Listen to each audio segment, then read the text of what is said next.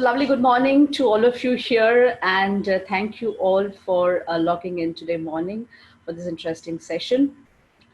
Learning never stops for teachers, especially for teachers, and the proof that we have is because we have this number of teachers who have logged in for the session. So I'm sure, or I believe that teachers today are doing a commendable job of taking classes through various online platforms, not letting it disrupt students' education today. And even though you're not on social media, for that matter, that doesn't matter at all. But you're doing a very good job. So as a parent, even I would like to thank teachers who are doing a great job back at home. Uh, Students, what I've been hearing from students around, they're like eager to get back to their school and to their dear teachers. So I hope because they're tired of sitting home. So I hope things come back to normalcy and we're all soon going back to our workplaces. So the topic for today that I have chosen is understanding the new generation students. Now, when we talk about generations, I would like to start sharing a screen with you. I have a PPT ready here to facilitate my sessions. So I'll just share the screen with you. Just give me a moment for that.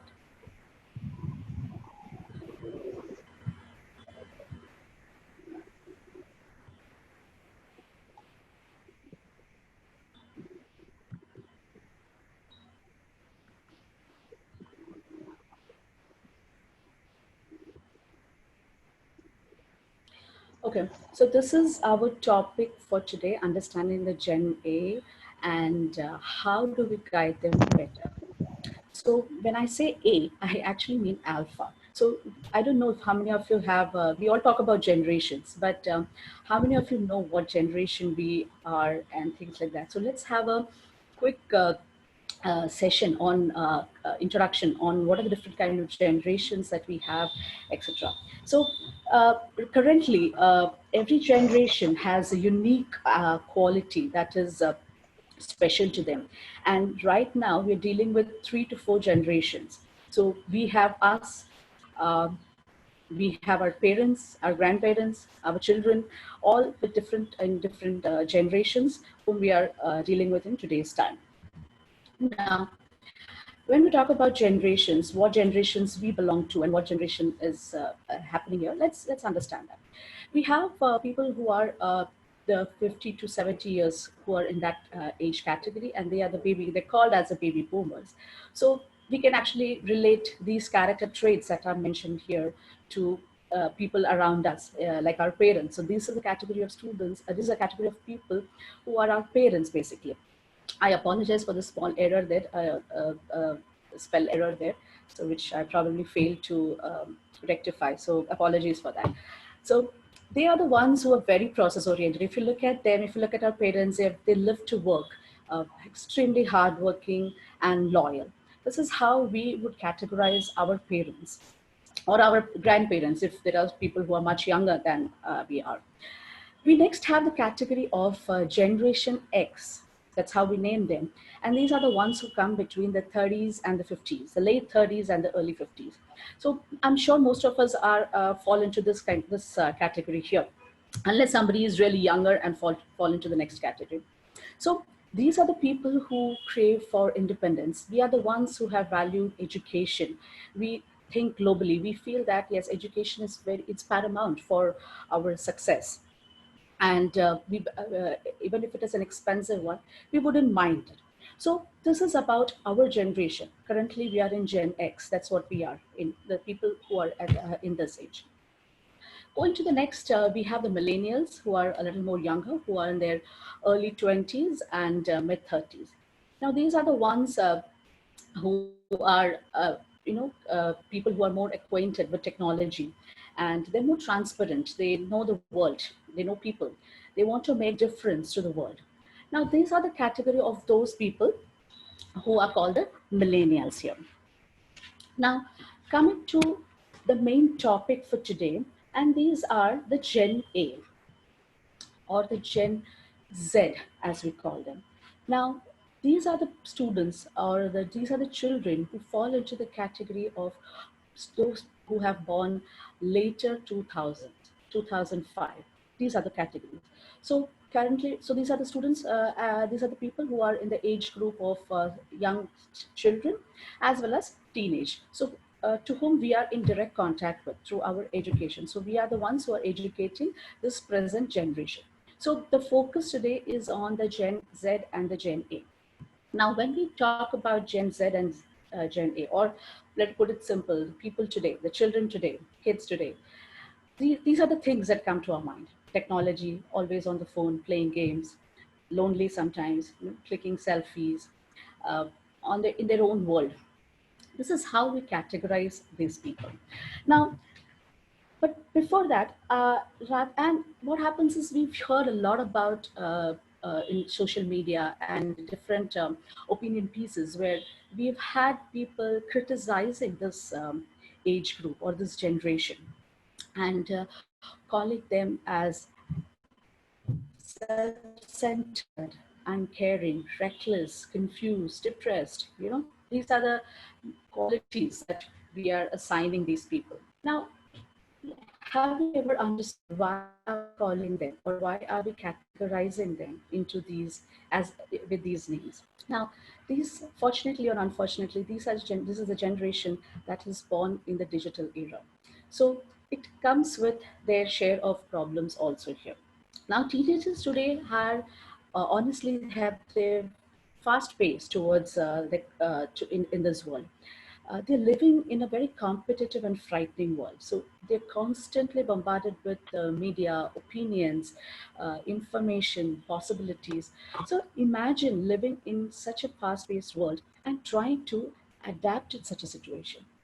So if we try and sit down with them, probably we'll understand and talk to them, we'll probably understand what they're actually going through. But rather, we stereotype these people.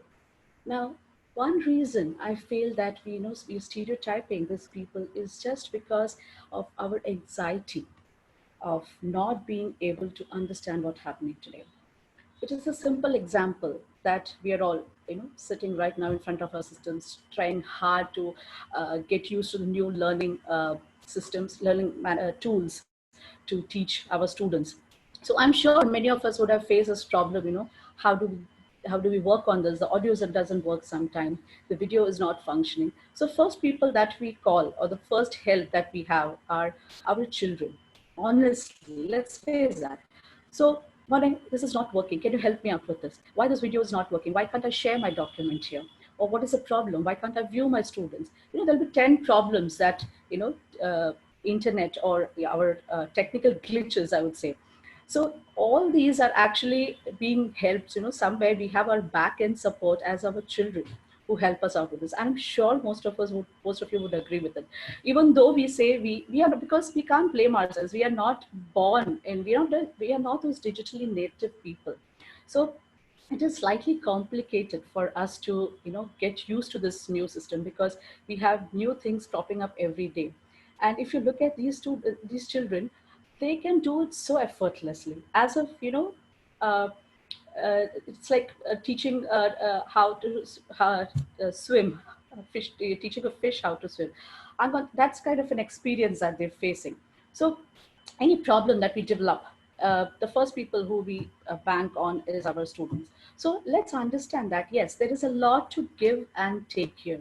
So just like we feel that, yes, we have a lot of inputs to give you, and same this side. So it is like a give and take here. So let's try to make this century or this era conducive for both them and for us by learning, sharing, accepting things from them.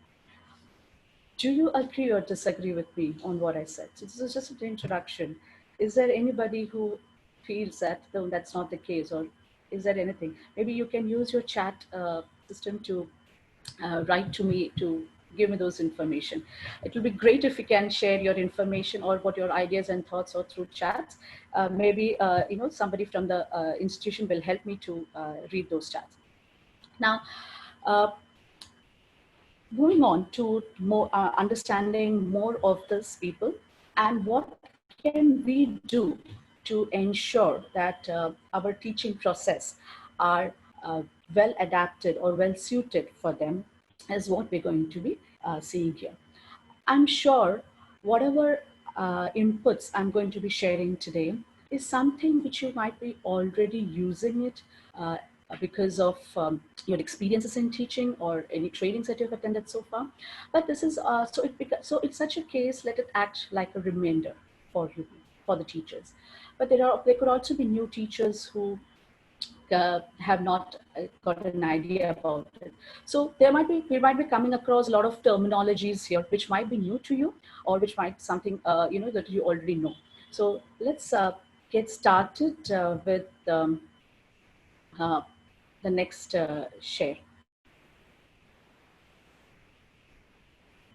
Okay, I have somebody who's written, I don't revamp because you haven't seen their first. Absolutely, I am not blaming. I am not blaming these children here. I'm only trying to say about their benefits. I am not in a position, or I'm definitely not trying to stereotype them or put them down or anything. There is nothing negative I want to talk. This is how what I'm trying to say. This is not my opinion. This is how things have been. And like I said, it is not entirely their fault. It is about the system, things around us, our socioeconomic conditions, our political conditions, family beliefs and inheritances. All these factors are result of these. So, like I said, this is a general attitude sometimes we have towards these students, and which I totally disagree with. Okay, and how can we help these students to learn or accept better is what I'm trying to do. Instead, do not get me wrong, I am not stereotyping them. Okay, all right. Now, let us understand that these people who are technologically very, very advanced than us. So I also completely disagree on the point, like you said, that these are the people who need extra support and care from our end to make them suit to the environment that they are living in, to the generation that they are living. So as educators, what can we do to help them to learn better? Now, many instances we have had teachers who say that these are some students who can perform well in my class. They can do very well in language, but when it comes to solving maths problem, understanding, finding it difficult, or the student has less attention span, so he's not really attentive in the class, he doesn't pay attention. So these are the small issues or the small problems that we face as teachers in class. So what we normally do is, what normally happens is, let us also understand that a student who is basically having, if you say has less attention span, we say, who's very hyper, they might be the ones who can actually sit and watch an entire football match, and they can actually give you inputs on that. People who have less memory, you say, are good maybe in recalling things, but not their subjects. So this is why these things happen. Let's understand. Now, let as educators, I'm sure you would also agree with me on this, that there's a lot of changes happen in their learning periods. What we learned in grade 1 changes when we reach a particular grade 3 or 5 or 8. So basically, when the two major areas that we are where there is a change in the learning system is when they are in grade 5 and 8. So as educators, I'm sure you would know much better. So that is when they are going in from the lower to the elementary classes and higher secondary classes. So that's where they come across a lot of learning changes that happen, and that is sometimes difficult for these students to adapt. Now, so what happens is, as a result of that, we have them the marks going down, not able to understand certain concepts very well. So for example, if you have this first and second standards who learned about different body parts like hands and legs and eyes and sensory organs, by the time they reach higher classes, they're learning about cells and organs and other things. So this can actually cause a little bit of confusion in their mind. I'm not saying all students, but there might be students who might find it a little too challenging to accept such intangibles mode of education. So, and to a large extent, our brains are using these cells, which are helping them to adapt to different learning methods. So what happens is the good students, the so-called intelligent students, like how we categorize, they are able to pick up these learning standards pretty quickly, whatever they are finding it comfortable. But what happens to the average or the slow learners? They are not able to understand what is good or what is right for them. They are not able to identify the correct learning methodology for them. And that is where we need to step in. So like we said, it is we don't need to really completely focus on the intelligent law. They will find their way out. We only need to hold hands to these average and slow learners who are in dire need of our help. So moving ahead, let's understand a few learning styles that we are planning to do here. Now, these terms might be new to you, or these terms might be something you have already come across in your career. So, coming to the first part of it is the micro learning. So, as the name suggests, micro learning, it is about small bursts of information. Now, before I go ahead and go into details, so I'm going to be explaining these four different styles. So far, am I going too fast? Is there anything that you have questions on? Um, is there something that you would like to say at this point? I hope I'm loud and clear. Am I going too fast? I hope I'm not, I hope my language is clear to you.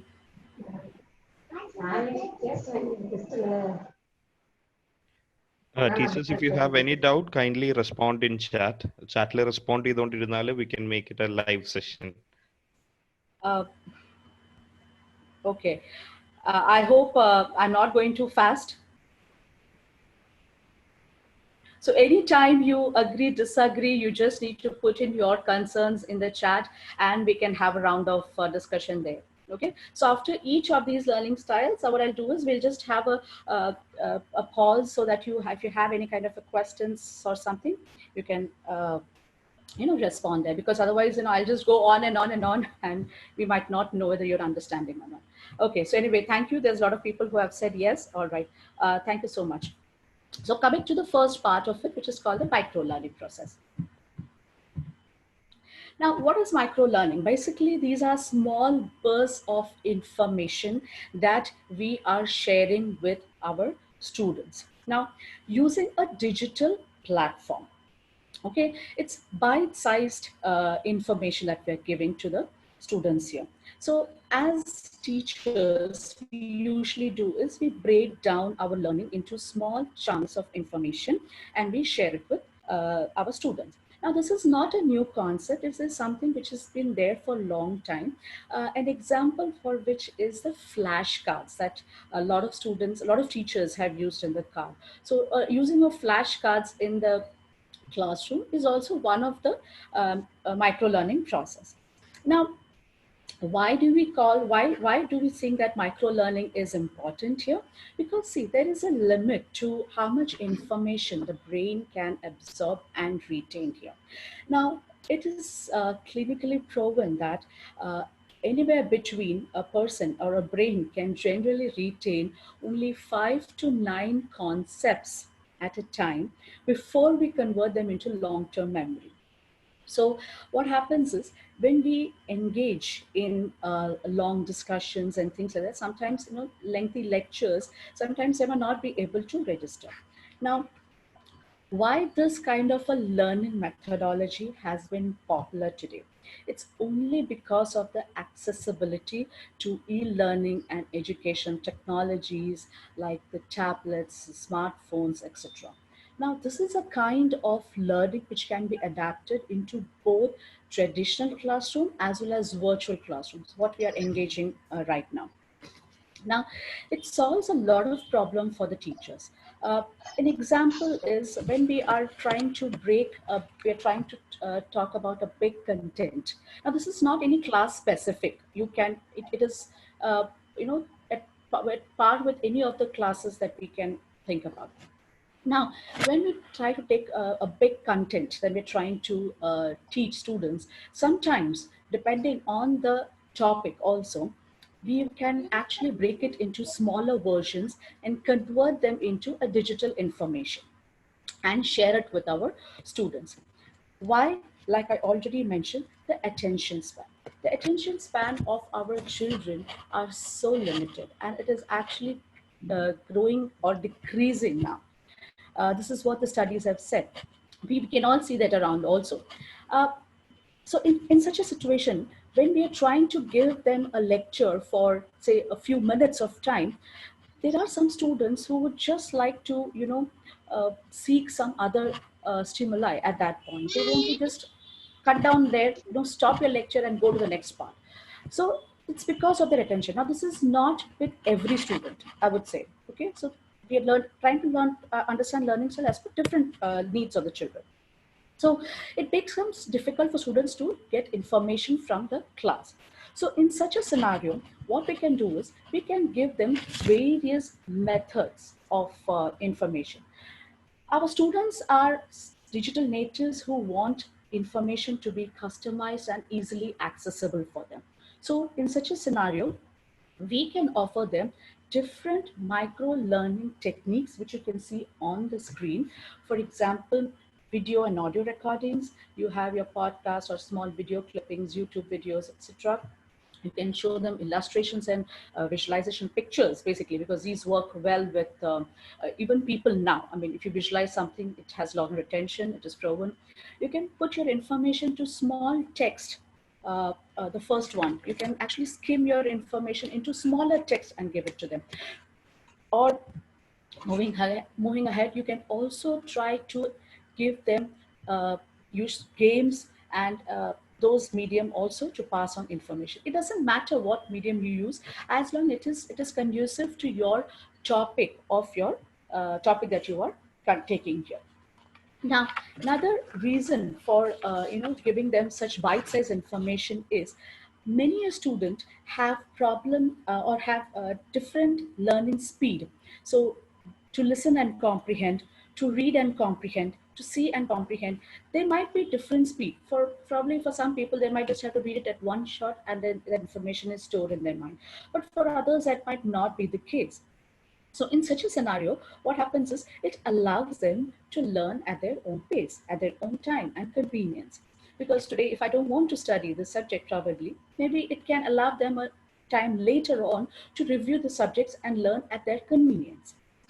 Now, and plus, like I said, the accessibility to the devices that we have. So something which is more digital, which is more, colorful for them, it will be easily acceptable by them rather than what we drink. But having said that, I am not trying to say to convert the entire traditional teaching into a new age learning. No, what I'm trying to say is how both can be brought in together. We still and made it into a teaching style which is convenient to the teachers and to the students. So don't get me wrong when I'm introducing new styles of learning. It is just that what is convenient for the students and how it is going to better their learning. This is all we are trying to see.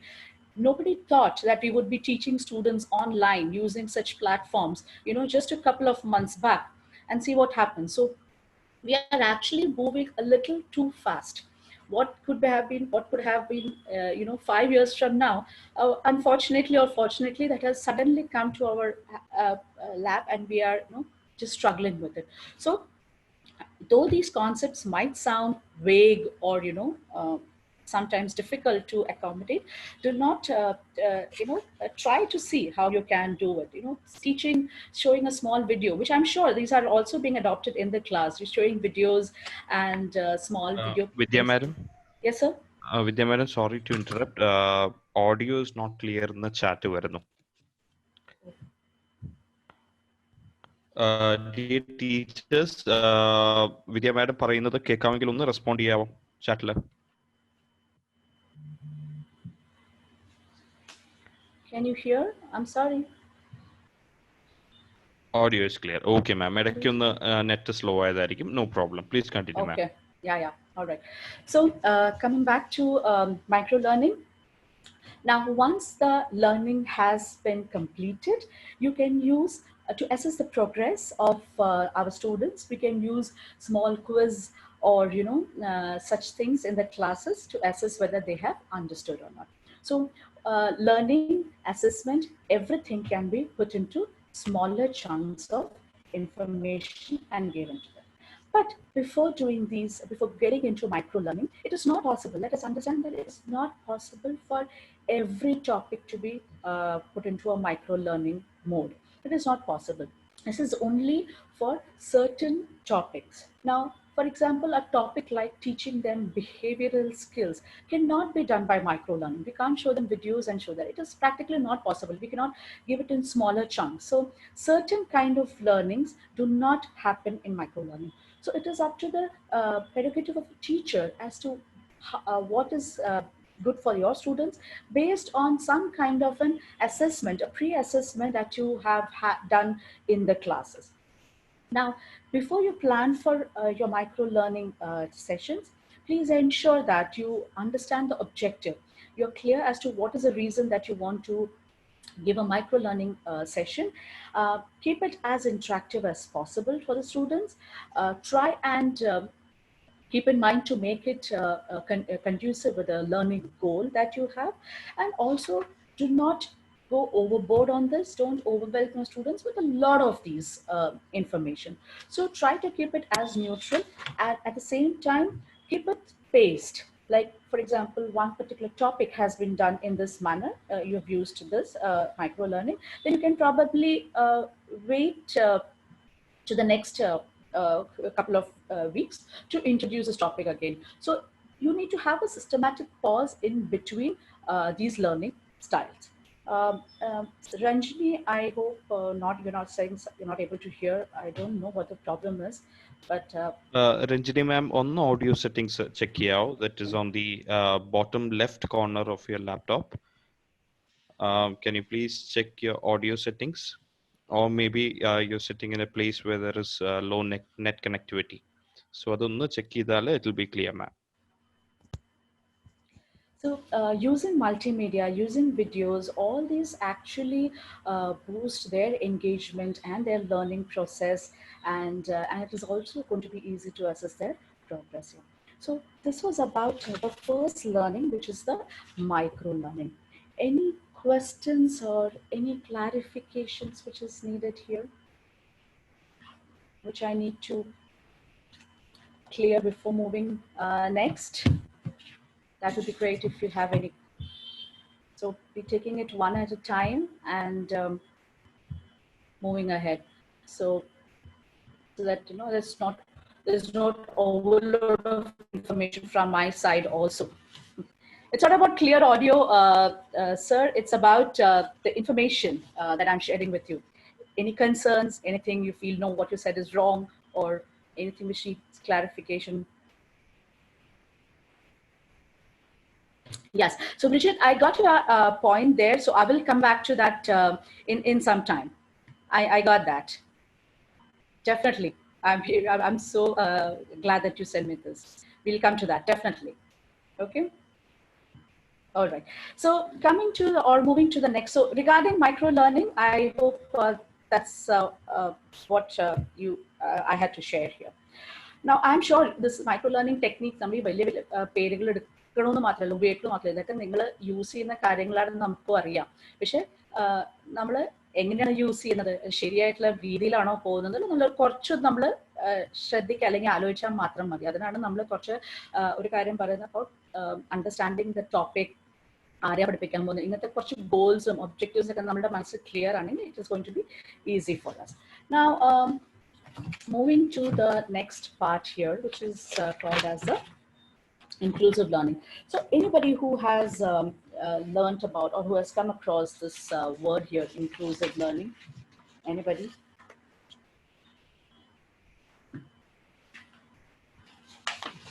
Anybody who's new to this term or who already knows this term?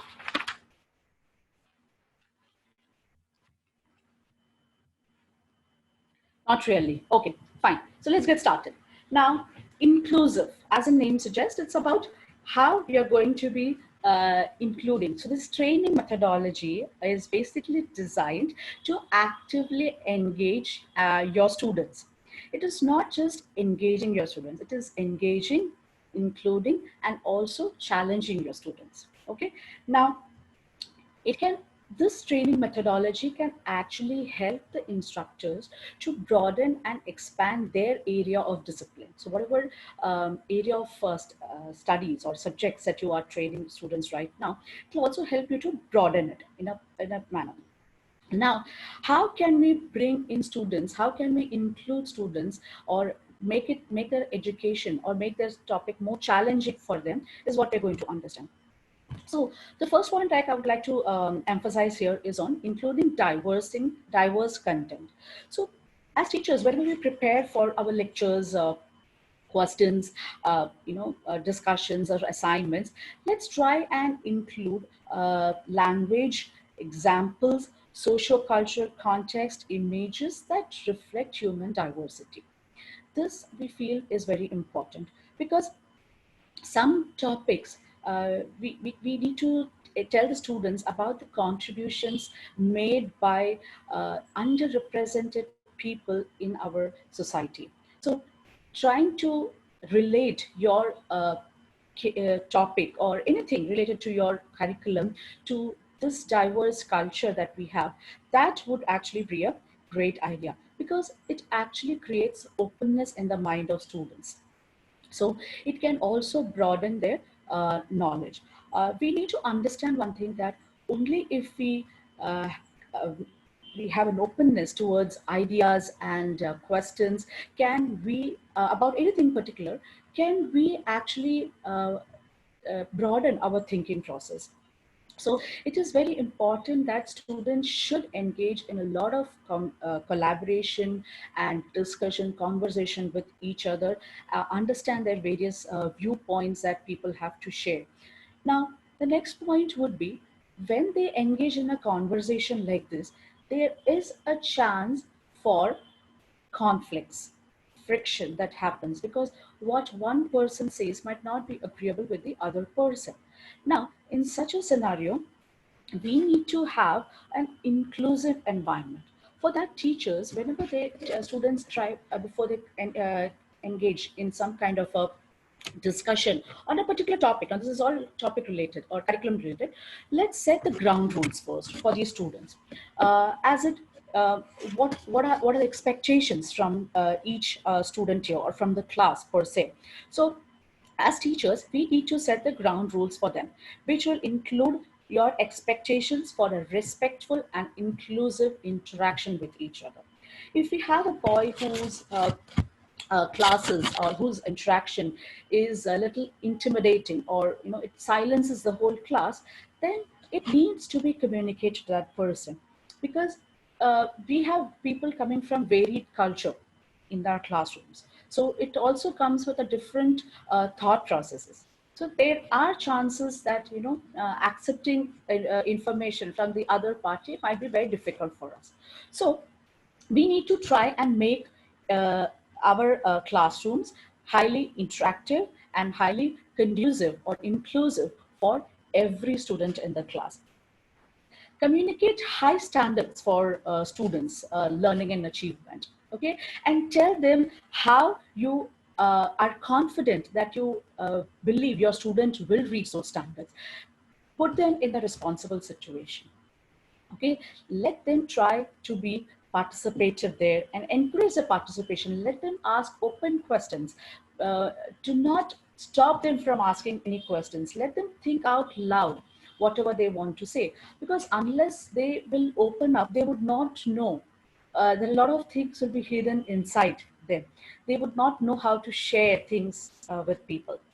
So it is important that we help this. But at the same time, please ensure that a complete discipline and is happening in the class, for which I said we need to set our ground rules.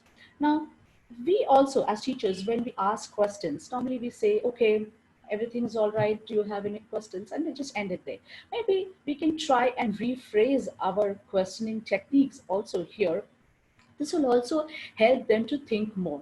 So one training topic is Socratic training, which is not a part of today. So I hope we all know what Socrates is and how questions, you keep asking questions. So that is also one technique that you can use in the classes to make students speak there. The next one is to encourage a growth mindset. Okay. Now, when I say this, it is one thing I want to emphasize here is when we're trying to foster a growth mindset in the minds of our students, we need to emphasize that intelligence is not a natural ability of a person. It will change and grow according to time. So, for example, we categorize students as, okay, smart boy, buji, padipista. This is other terminologies for intelligent. These are the words that we use in the class to talk about students. Not all, there might be some teachers. I'm not generalizing and talking here. Do not get me wrong. They might, because this is what even students say. I mean, I know my daughter coming and saying, "Ha, Swastika, yeah, she's a padipist." This is what they say because that's what they've been listening to. So what students think that, okay, the ones who get good marks are the ones who are the best. This is what they are learning. So what we need to do is, when talking to students, let us talk about their performances in the class, not based on the grades. Okay. So instead, what we can do is we can ask them like how they feel to have scored X marks in this examination. Okay, so for example, if it's out of 50, this child has scored 48. So how does it feel to you to have scored 48 out of 50 in this test? So he would feel good, he would feel extremely happy, or I feel sad, I lost 2 marks. Okay, how do you think you could manage to get 48 on 50? So asking them, so probably he'll say, I wrote it 5 times, I studied hard, or my mother helped me, or whatever, his learning strategies he would tell you. So uh, why we need to do this is because we need to tell the other students in the class that so and so child did not get full marks or 48 marks because of his intelligence. He has used certain techniques or strategies there which has helped him to get that marks. Okay. So same way, when you have a student who comes to you and says, I scored extremely poor marks this time, and who's really dejected because he feels that, okay, so earning a 35 is not good. So what we can do is we can, again, rather than we telling them what is good for them, let us try to identify what is in their mind by asking, okay, it's all right that you got 35 percentage.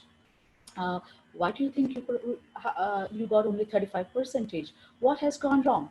Okay, so maybe he might come out with his share of reasons. I didn't understand the topic. I didn't get time to study, or I didn't write and study, or whatever. He might again pour out his views there.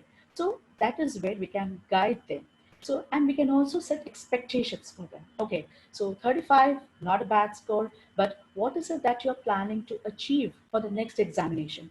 So for the upcoming examination, do you have a goal in mind? Do you have a number in mind that you want to achieve? Yes. If so, what will you do? Or how do you think you're going to achieve that goal? So in a way, you are actually helping them to set their own learning strategies, which will help them. So these will help them to improve in their areas. Now, coming to the next point here, equality of access to instruction and assistance. Now, every school today has different kind of learning students, which we didn't have back then. I'm talking about the 90s. So we have additional class hours, we have special educators, we have a different learning station for students. So, and this is not something this child might know. So it is, as teachers, as class teachers, it is our responsibility to tell the students about what are the different assistants or modes of instructions that are available to the students in the class. So anybody who has not understood anything in particular, maybe there is a extra hour for them, within the class timings, where they will be taken in through their uh, topics again. So this needs to be there because they need to feel comfortable that yes, if I don't understand in the class, yes, there could be another method of instruction which is lined up for me. So the students need to have, even at a young age, they need to have this kind of a confidence. So we need to build a confidence in them, and this will actually build their morale. So there would not be hesitation in asking for a kind of help. Lastly, getting feedbacks. Now, feedbacks should be is a very very important thing, whether it is good or bad.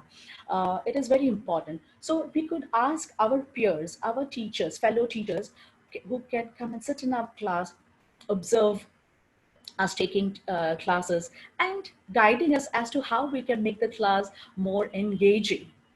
So we can get inputs from the other teachers and try and use them. But at the same time, we can also ask our students about it. So any kind of a, maybe you can do an anonymous course evaluation if you don't want to know, because nobody wants to write their name and give you feedback. So anonymous, you can write whatever you want, because I keep doing that in my classes whenever I do. So write down whatever you feel like. Don't put your name. So that means I'm giving you full freedom to write what you feel about it.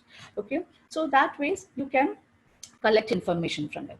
And once we have collected these feedbacks from these students, what we need to do that, how we are going to adopt them, reflect on these strategies, and make adjustments in the upcoming sessions.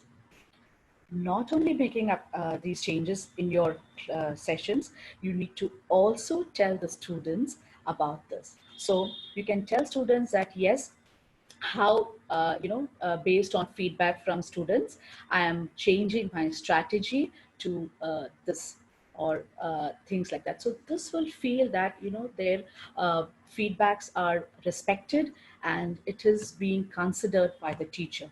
There is a sense of acceptance that the students feel when they do this. So try and make the sessions as engaging and as inclusive as possible.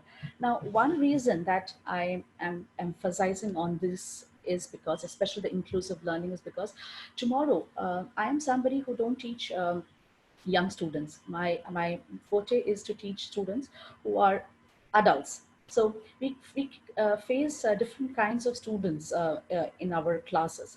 So we find it difficult sometimes to engage these students in the classes for whatever reasons.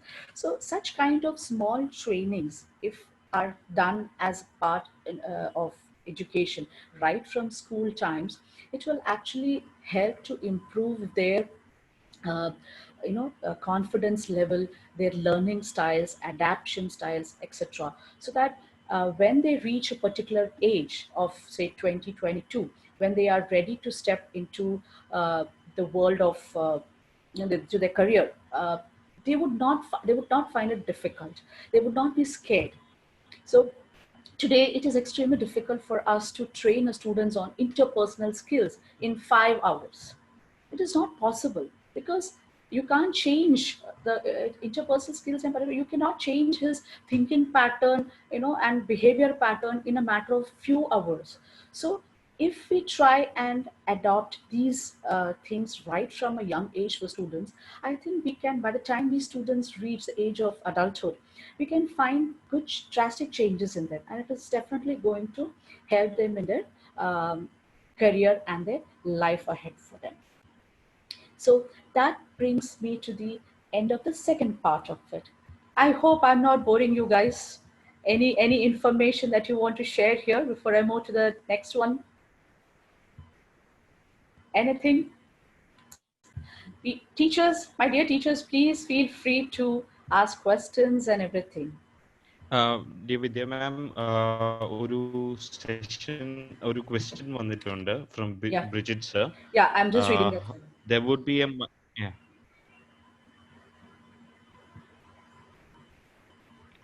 Okay, Prishit, so there would be minority of students. I agree. So that is what we're coming to the next topic, which is called as a differentiated learning. Well, ഈ minority of students പഠിക്കാൻ താല്പര്യമില്ലാത്തത് എന്തുകൊണ്ടാണെന്ന് നമ്മൾ ആദ്യം മനസ്സിലാക്കേണ്ടത്. നമ്മൾ പഠിപ്പിക്കുന്ന വിധമാവാം, അല്ലെങ്കിൽ പഠിപ്പിക്കുന്ന മനസ്സിലാവാഞ്ഞിട്ടാവാം. അതുകൊണ്ടാണ് ലേണിംഗ് ഇഷ്ടപ്പെടാത്തത്. ഒരാൾക്കും പഠിക്കാൻ താല്പര്യമില്ല എന്ന് നമുക്ക് കാറ്റഗറൈസ് ചെയ്യാൻ പറ്റില്ല. പഠിക്കാൻ താല്പര്യമില്ല എന്നുള്ളത് ഇന്നുണ്ടാവില്ലായിരിക്കും, ചിലപ്പോൾ ഇപ്പം ഉണ്ടാവില്ല, കുറച്ചുകൂടി കഴിഞ്ഞിട്ട് നമ്മുടെ കുട്ടികളെ പഠിപ്പിക്കുന്ന പോലെ ഒരു പഠിക്കാനിരിക്കാന്ന് പറഞ്ഞാൽ അവർ പറയും, സോറി മലയാളത്തിൽ പറഞ്ഞുകൊണ്ട് പ്രശ്നമുണ്ടോ Hari sir? Sorry sorry Jyotsna ma'am, sorry. So coming to Bridget's point, no, I don't think anybody would be disinterested in learning something. Nobody would say, I don't want to learn.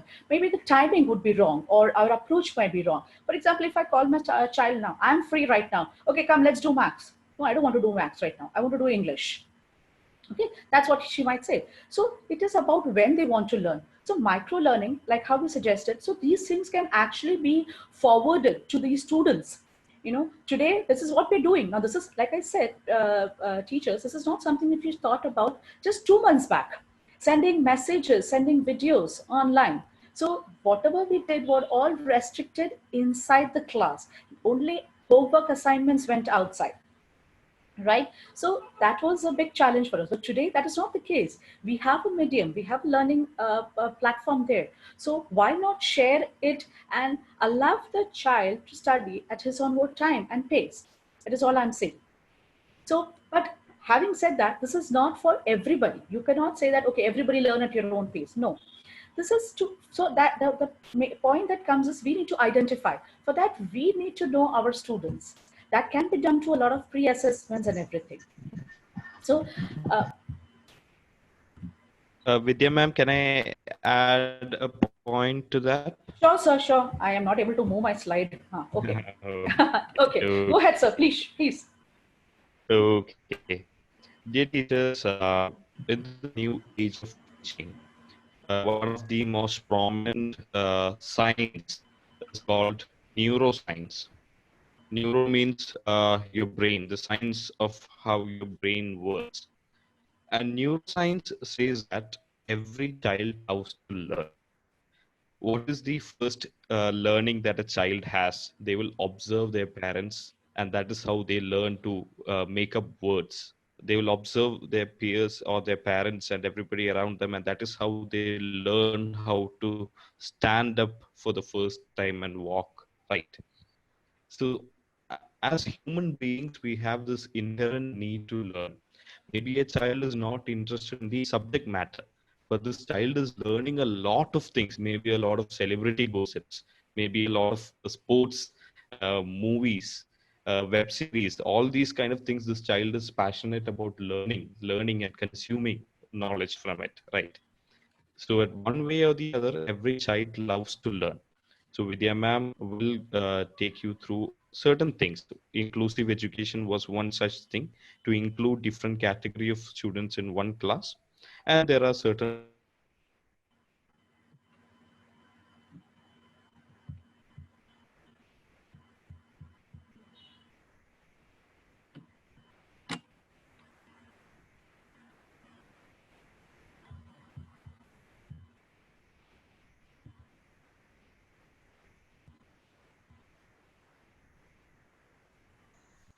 yeah, my video got cut. I'm sorry for that. And there are certain more principles to this process towards which Vidya ma'am is getting into. So over to you, ma'am.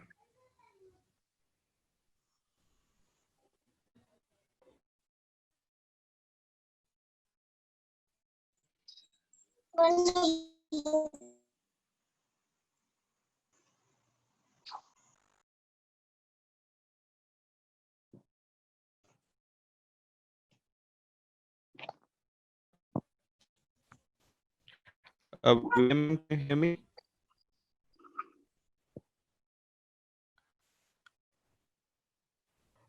Ma'am, can you please unmute? Thank you.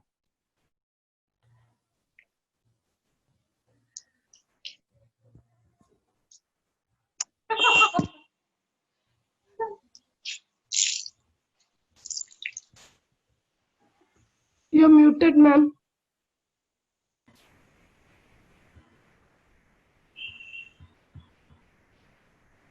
Vidya ma'am, you can take over, ma'am.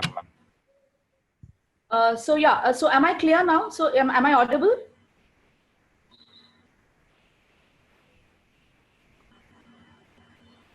Am I audible, sir? Yes, ma'am. Yes, Okay. ma'am. Yes, Yeah, yeah. ma'am. It was Thank you. clear. Thank you. I don't know because my headphone said there's a problem. That is why I thought I'll just reconfirm before I get started. All right. So I guess here, Bridget, sir, I would be probably, this would answer your questions here. Differentiated instruction. This is one method which I'm sure a lot of teachers may know about. Because this is one session which I had done in a school, and a lot of them were aware of this. Now, what is DI or differentiated instruction means is doing what is fair for our students, creating multiple paths so that students of different abilities or learning needs can experience an appropriate way of learning. So we all understand that our class has a 35 to 40 capacity, and we cannot have a one size fit for all kind of a learning approach towards our students. So based on different levels, we are planning our curriculum in such a manner. Now, difference could be in their readiness, difference could be in their interest for learning, and difference in their ability of learning. Moving to the next slide.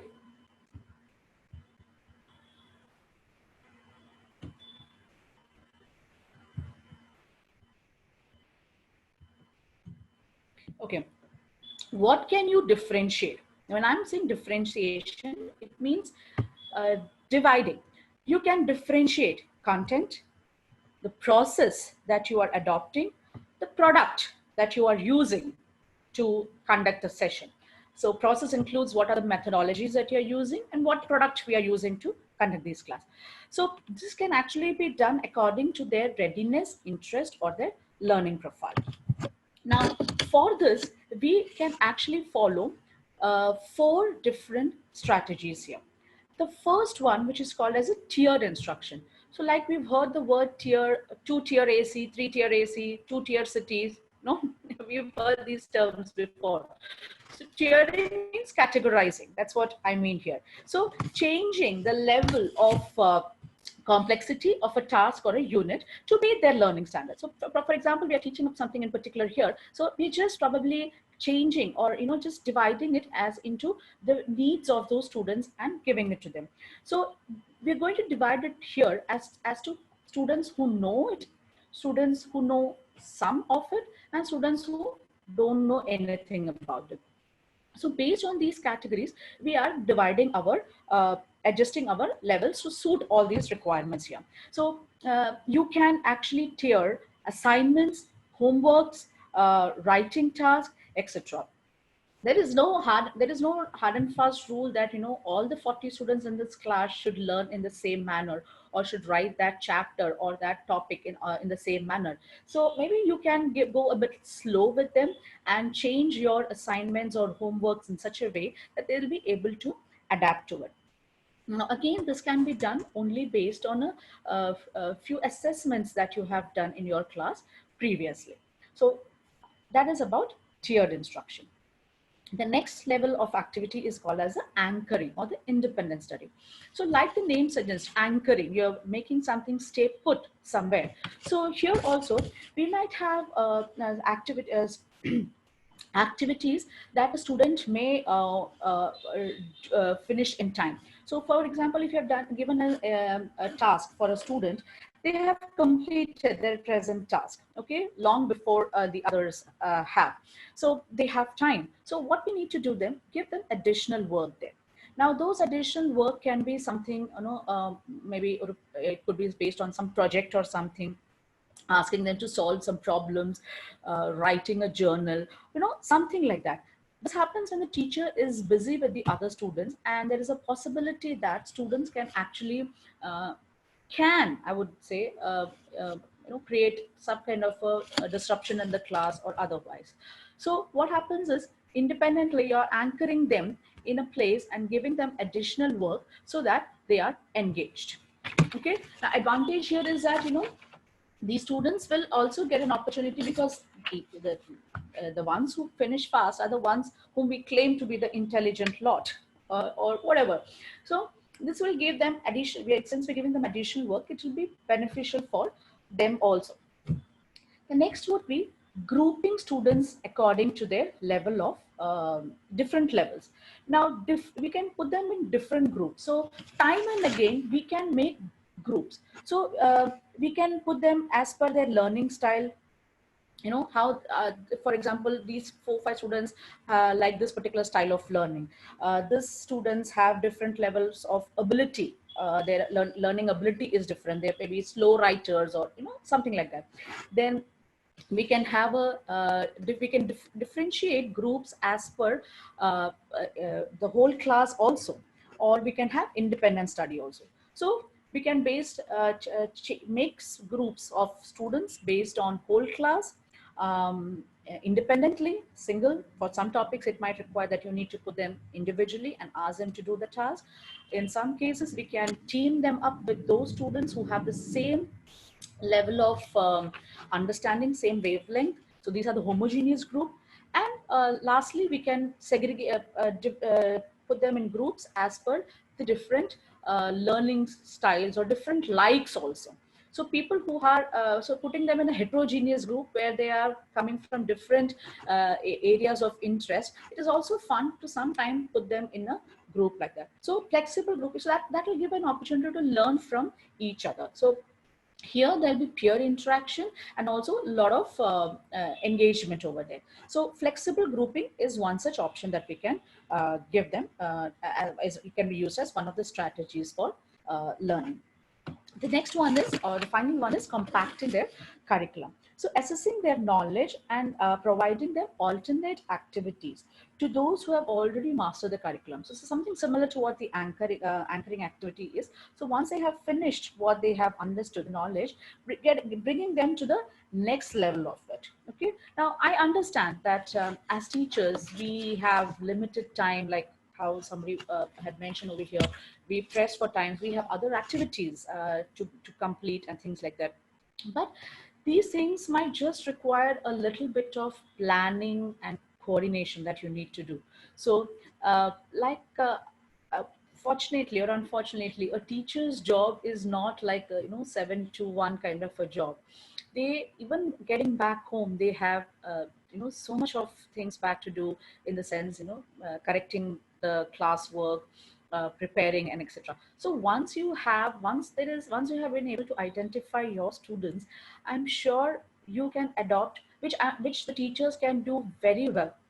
So you can try and adopt these different learning strategies for the students over here. So that was about differentiated instruction, the third learning methodology or learning skill that we can adopt for the teachers. Now, honestly speaking, each of these topics can be actually taken in detail. These are all independent topics which require a lot of probing and things like that. But because we have limited time, I've tried to put it in a small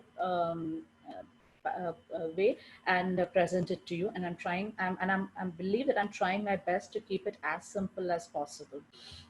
So differentiated instruction, just to end by saying that making every student comfortable with the strategies of learning. Okay, that's about differentiated instruction. Now moving to the last part of it, what normally happens is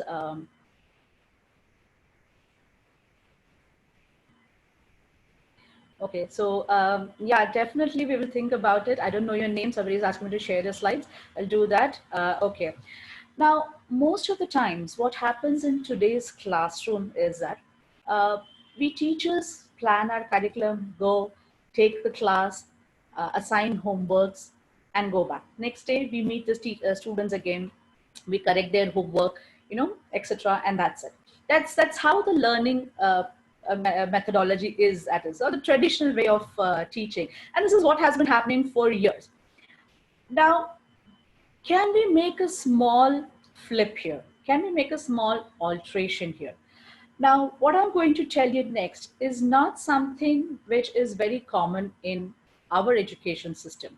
So I don't know how much of our school authorities or how much of our education system will allow us to make this big change. But if you are doing it, please, at the end of this, I would like you to come back and respond to me on this.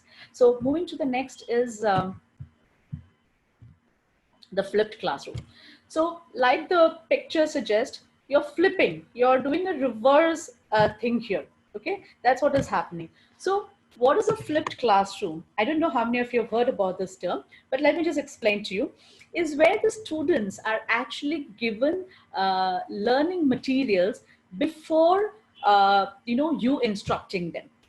So these materials can be short video lectures, reference notes, YouTube videos, or your recorded videos, any mode of it. So you are going to introduce a new topic to them beforehand, and these people are going to utilize this time back at home to read, look at these videos, understand the topic before coming to the class. It has its advantages. So the advantages is that the class time can be utilized for discussions on these topics, application based learning activities, quiz, group assignments, debates, all based on the material provided. So you don't do the teaching part. The teaching part is taken over by the student himself. Now, how did this come into being? This methodology come into being? This happened when way back in 2007, there were teachers who recorded or who shared their PowerPoint presentation with their students who were absent in the class. So, and that's when they realized that they have not attended the live session. They have attended, they are going through the PP PowerPoints and the videos that we have doing, and they are learning from it. And when they come back to class, they are at par with the others. Then you can actually set the time in the class for more discussions and further detailing about the topic. So what happens is here, every child will come up with a lot of different kinds of learnings here. They can do a lot of healthy discussions and debates happening there. So they'll know how to put forth their points across. They'll have questions in their mind which they would love to ask you. So this is one way of engagement. What happens here is the teachers can actually create their video lectures, or you can use something from online. I'm not specifying over there. And share it with the students. They can watch it, prepare questions for the teachers. This is what is happening at home. So at schools, it's discussions and more participation by the students over there. Now this doing this, which actually put the onus of responsibility on the student. The main aim is to decentralize the educator, that is a teacher, as a primary source of information. So in that process, they are able to get information from multiple sources. This is a little more detailed about what I was discussing about. Now, this is just a step above. I'm not sure about how much of this is being implemented in the CBSE and the state boards. I really don't know. But when I first read about this topics, you find it so interesting. You find it uh, actually good for students, because back at home, all they're doing is whatever information has come from the teacher, they're mucking it up, doing it in the form of their homework, writing in their exam, and that's it. So there is no thought process by the student. Okay, so this would help them to think more wider and more deeper into the given topics, and all these things will indirectly help them as they grow adults to express their viewpoints, to think about a subject in a more deeper and a wider manner as they grow older. In the flipped classroom, it involves collaborative work. So you can again use research papers, quiz, whatever, depending on the student, the class of students that you have. And again, this is actually, in my understanding, one of the best methods that we can use in today's time, especially when we are in the online method of doing. So maybe, once a time, if you can try and use a flipped classroom more, that will be great. Now, it also more on the concept engagement, because they're doing a lot of application-based activities here. So the learning becomes more intense and easier for them. Now, the advantages here is they get a lot of time to work on these things and prepare for themselves. Now, also helps in effective participation, and especially in the class, creating active environment in the class. So this is about the flipped classroom that I was talking about. So anybody who has heard about this term before, who has shared, who has done this in their classes, or for somebody, anybody, I mean, any inputs on this flipped classroom? Any questions, anything?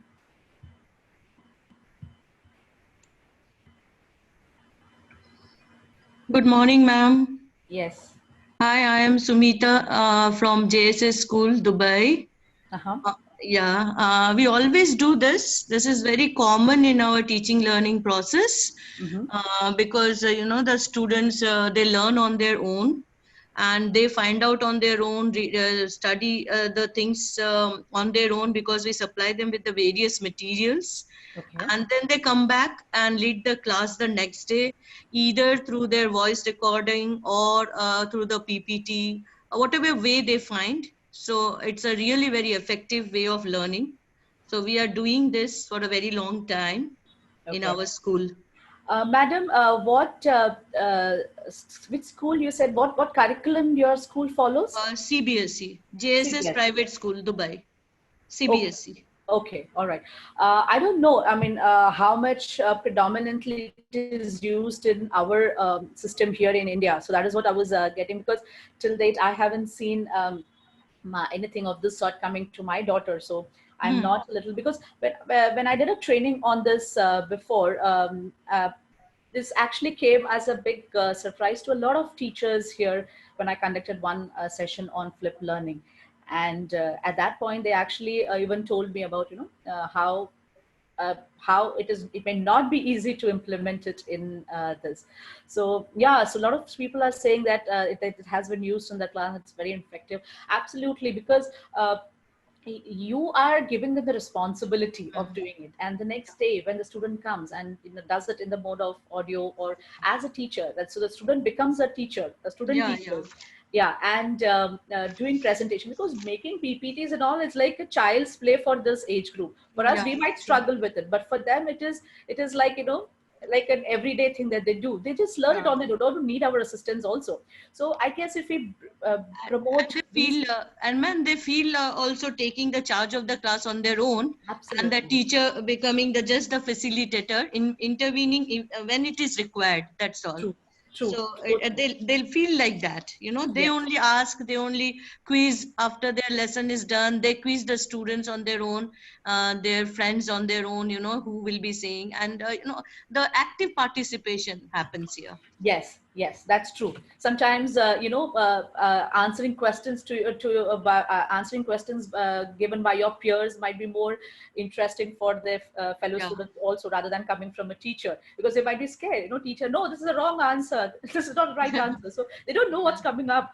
So they might be even hesitant. So they know that Mm, with their friends, they might not really, yell or, mm, say it's a wrong answer. So that gives them a lot of confidence also to these students. Definitely, because my underlining thing is all these things, that traits that we're trying to inculcate in students, this will come so handy at a certain age, that people like us who are trainers, adult trainers, will mm, find it easier for them. They would not need us mm, in future, future, mm, when they are ready, out seeking for a job.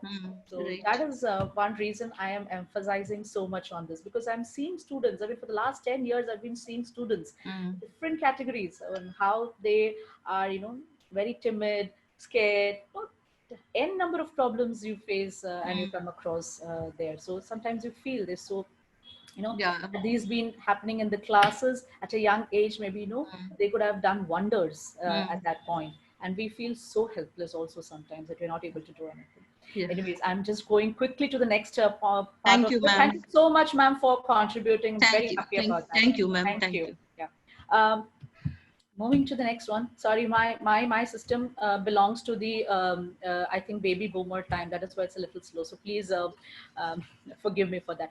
Uh, though this was not really intended, this has nothing to do with what we are doing. But still, I felt that praising a student is an important thing. Now, a lot of times we know that, you know, something, if we say something good positive to students, that has a, that boosts their morale, that makes life changing for the students. So when we give praises, we just need to be a little bit careful over here. I'm sure all the teachers here out are giving praises. So saying like, good job, awesome, well done, this is what normally we do in the class, okay?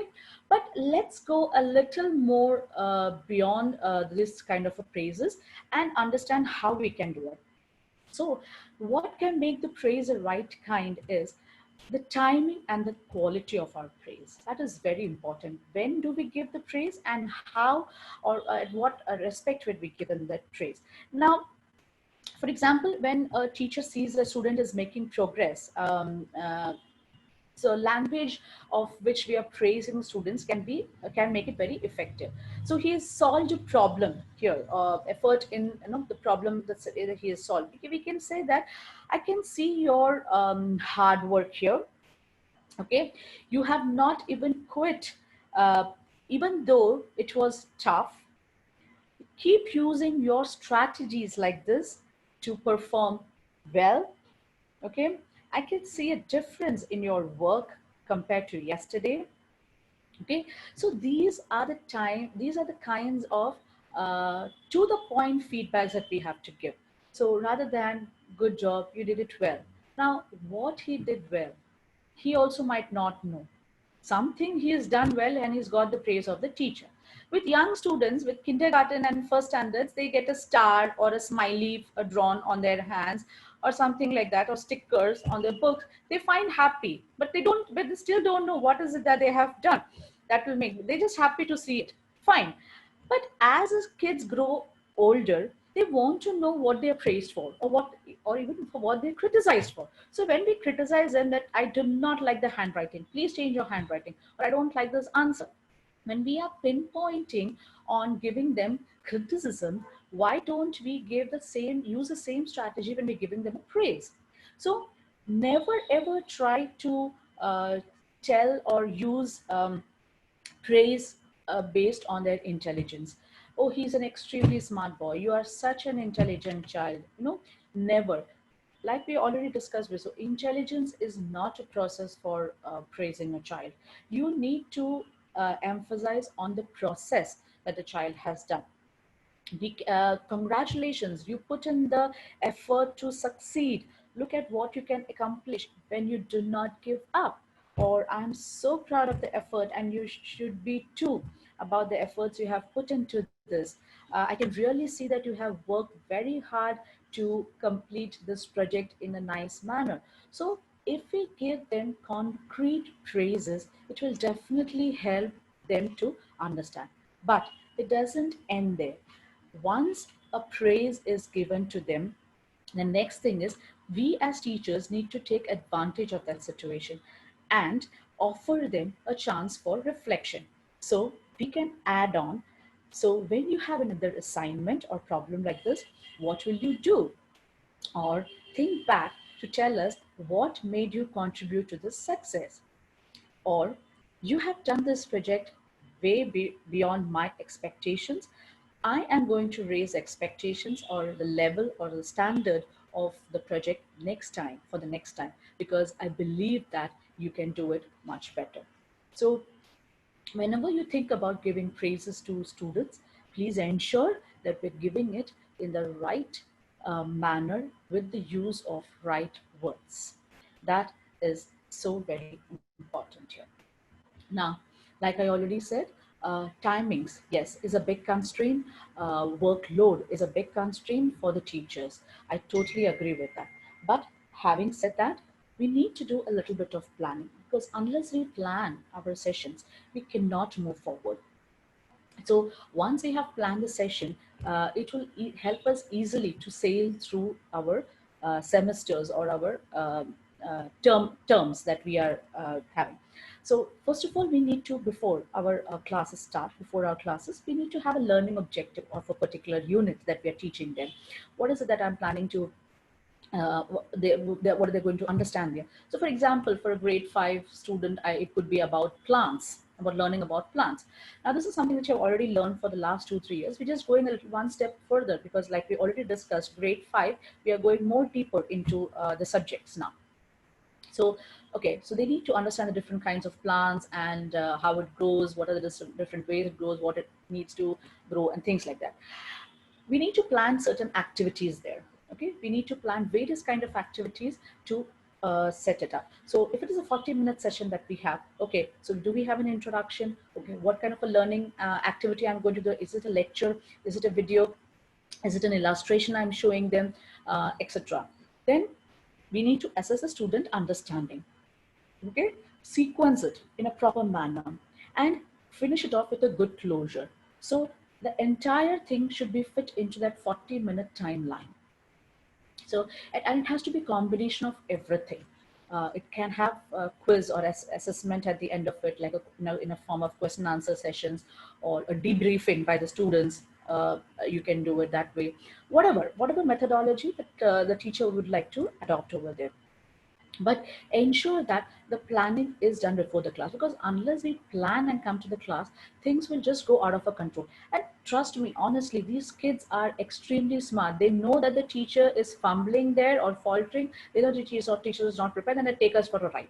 So extremely smart kids today, because they can operate the internet and the other networking platforms much more easily than we are. So don't let's, even though they might be like 20 years younger to us, they can actually take us for a ride over here.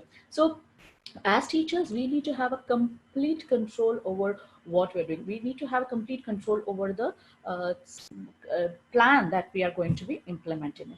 During the sessions, you can actually write it on the board or display it through PowerPoint, where you are using you're telling them how the lesson is entirely planned. So you can tell them what is objective, what are the different strategies you're going to be using there, and tell them, so that the student knows that, okay, so first she's going to give us a lecture, then she's going to show us a PowerPoint, then it will be maybe followed by a video, then she might ask us questions. So they also have a clear understanding, so that they don't have to keep guessing. So this will create an interest in the child. Okay, there is a PowerPoint coming up, because that is all something which is interesting for the students. Or yeah, video, she's going to show us a video, and the child would love to see videos there. So they are involved in the class. Automatically they become involved in the class. So having clearly listed down your learning plan or your lesson plan will be a good way that you do during the class. Finally, after the end of it, you can reflect on your lessons. Like we already discussed, getting feedbacks from them about the sessions, doing a deep debriefing or whatever, in the sense that, you're taking feedbacks from them. So how was the session? So instead of just asking them, okay, do you understand? Do you have any questions for me? Instead of them, you can ask them, okay, so what was the most interesting thing that you understood today? Or what do you like most about today's class? Did you like the lecture, or did you like the video clip that I showed you? Uh, did you enjoy the quiz that we did here? So, so if there is a student who's taking a class, you can say, wow, this particular boy has done a good, has become our எது student teacher. So எல்லாமே green you colour put it signal out வருது. இப்போ there, அப்படியே நீங்க use right? பண்ணிடலாம் net. So there mobile are net off பண்ணிட்டு இதுல different net use ways பண்ணிடலாம். and methods ஓ இல்ல வேற எதுவுமே இல்ல. சரி ஓகே. இப்போ ஆஃப் பண்றதுன்னா அப்படியே ஆஃப் பண்ணிடலாம். அவ்வளவுதான். இது எப்படி இது ஆஃப் ஆயிருக்கா? இது இப்போ ஆன்ல தான் இருக்கு. இது எதுவுமே காணும். இப்போ நீங்க ஆஃப் பண்ண அது ஒரு டைம் தான் விட்டு வரும். even share and இப்போ ஆஃப் பண்ணணும் என்ன பண்ணும்? ஆஃப் பண்ணா long pass. all right. So coming back, so this will give them a chance to um, they can also give you feedbacks about, okay, what would you like to do? How would you like your other session to be?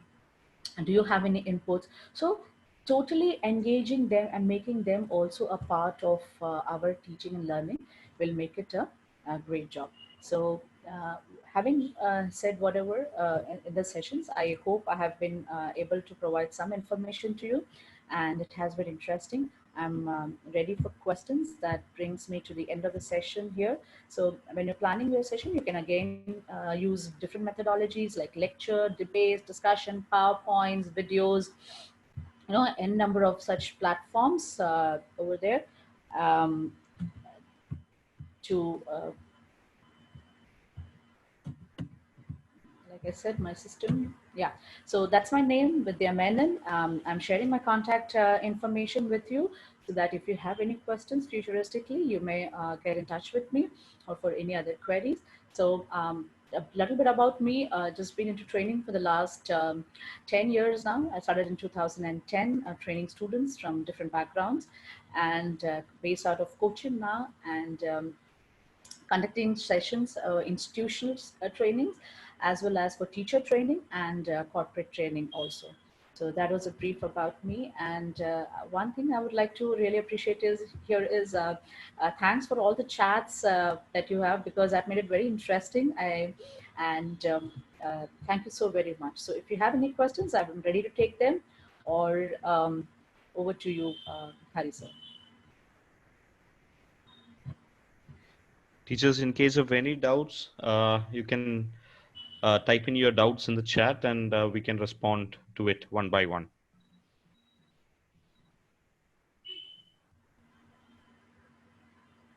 Thank you all so much for that. Just a quick thing that I would like to ask. What was a takeaway from today's sessions? Just would like to know whatever. See, I'm not saying that 1 hour session everything is going to be useful and fruitful for us. So, is there anything in particular that really ticked you, and so something that you really liked? It would be great to hear it. Hello, ma'am. Yes. Good morning. I am Good Sudh morning. from CMA Vadadala. Okay, ma'am. Okay, actually, the points which you said in between about the children asked to share their views through the questions, the videos which they share and all, no? Yes, ma'am. In that, actually, what I do, basically what I felt and I do is, when in the first assessment itself, like what you said, how the children's level of intelligence, how do they grasp this, the things which they grasp and all point of view, we get a proper idea. So every lesson when it gets over, if we could give the children a chance to make their own question papers, things like that, where we get good feedbacks about how the children learn the content. That is also a good analysis which I felt, the same, something similar to what you said about the children making notes of their own, sharing the contents which they make and all. Like one of the teacher from Dubai school just said Right. also, they are following. Same Yes. thing. So most of the ideas I liked what you shared. Thank you for giving such a good session. Okay. Thank you so much, Sudha ma'am. And I hope May I you're just enjoying your online interfere, session. Vidya ma'am? Sorry, sir. May I just interfere? Sure. Am I talking to Sudhamas of Chinmaya Vadadala teaching Yeah, yeah. accountant? Yes, yes. I I am hope you Sudham. remember me, ma'am. I was your student. What is your name? Your name? My name is Hari. I lived one block behind your house. Hari Shankar. Hari Krishnan. Hari Krishnan. Oh, okay. I remember.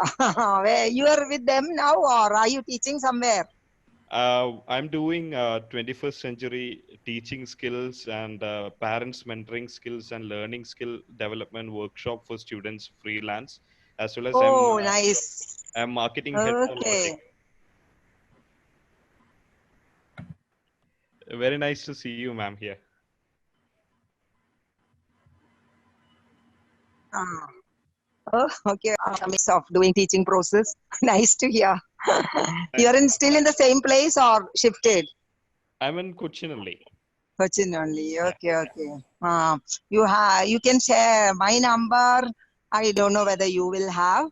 So in between, if you share your number, I will speak to you later about this techniques and things and all. And we can have sessions in our school also for teachers. Definitely, ma'am. I'll just Okay. share my number in this chat option. Okay. Do one thing. My number is 9562097055. You just put a WhatsApp message or hi to me. I will call you. 9562097055. 7055. Okay, Ah, ma'am. I'll okay. message. Okay. There are 2-3 people. Like one Suja Kartika was our student. She is also into this training sessions now. Uh-huh. Okay. Sorry, ma'am. I interfered in between. No, no, no. I'm absolutely happy that we have a student and a reunion happening here Yeah, virtually. yeah. Thank you.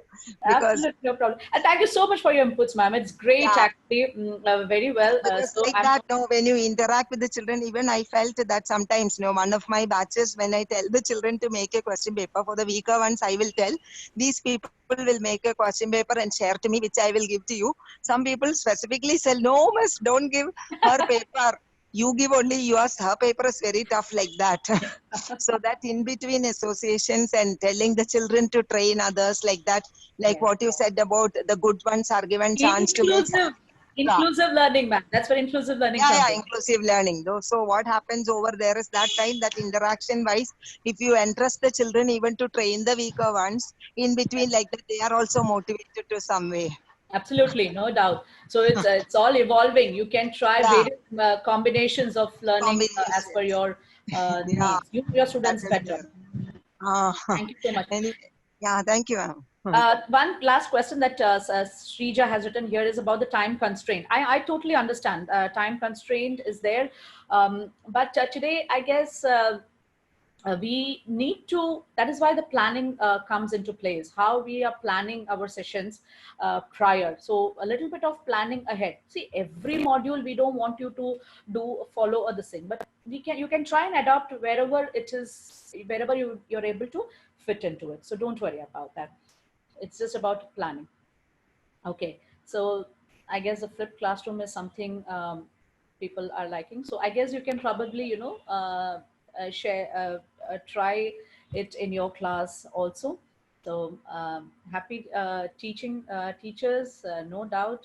I thank you really from the bottom of my heart, because even staying at home, teachers are doing a commendable job of, training students through whatever medium they are. We have some senior teachers also who are finding it so difficult to adapt to these latest teaching methods, but still they are struggling, and they're fitting into this culture and doing it. So hats off to them also.